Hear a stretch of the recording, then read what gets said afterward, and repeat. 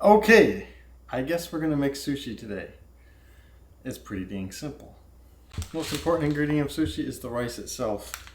I've always used this Nico brand. It's one that was recommended by a friend of mine, Chinese friend, who apparently eats a 50-pound bag of this in his family every month.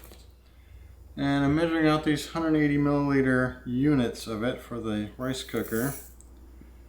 Has a marker for how much water to put in based on how many units.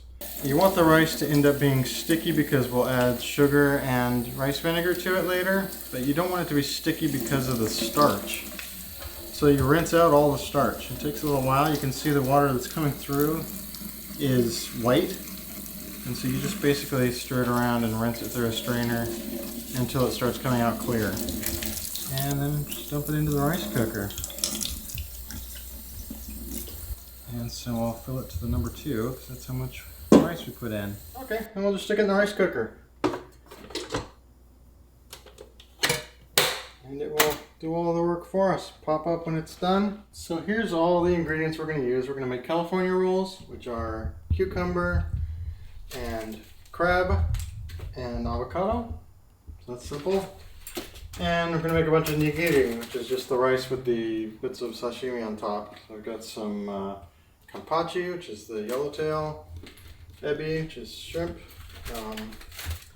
tuna, unagi is our favorite, the eel. Okay, so next we're going to mix a bit of sugar with the rice vinegar. So this stuff. Okay, so the rice has popped.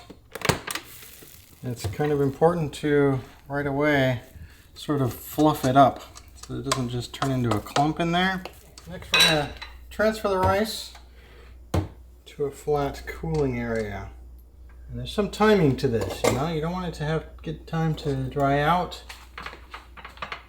I'm going to kind of flatten it out so it cools fairly quickly. And then you can see that it's kind of sticking together, but this is like a starchy stickiness.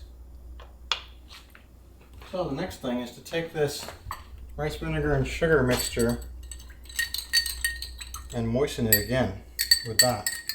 The rice vinegar will let it separate again, and it'll kind of separate into individual little kernels, you know, they're very easily to slide over each other. Yes, but now after you let it cool, that sugar will solidify again, and it'll make it sticky again. But this time it'll be a sugary sticky instead of a starchy sticky. And that's exactly how it should be. So I'm going to put some rice on there. I like to keep my fingers wet.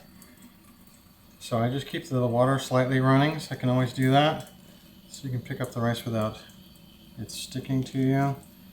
And I'm just going to do one this time with the seaweed paper on the outside. So I'll just put some rice on the inside. Not too much. We want these to be bite-sized rolls when we're done. And start laying down ingredients. And kind of leave one edge of the seaweed paper clear so that it can be used to kind of seal it shut. Okay, so let's make another one. This time we'll make it with the rice on the outside. So I just kind of, you know, alternate between making some one way, some another way. Just put rice on one side and then flip it over. And we'll fill this side with ingredients. And you can get this little edge that we left doesn't have rice on it, get it just slightly wet so it'll stick to itself, and finish off the roll. Then you can put some sesame seeds on the outside. And we'll put the white sesame on this one. I think the only trick here is to keep your blade wet a little bit and kind of commit to each cut. Just don't be timid about it.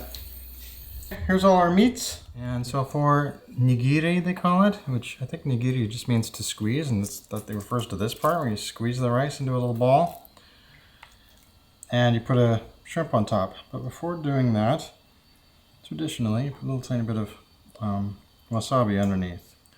Comes a little unit, a little bite-sized unagi. Same kind of thing as with the ebi, make a little bed of rice.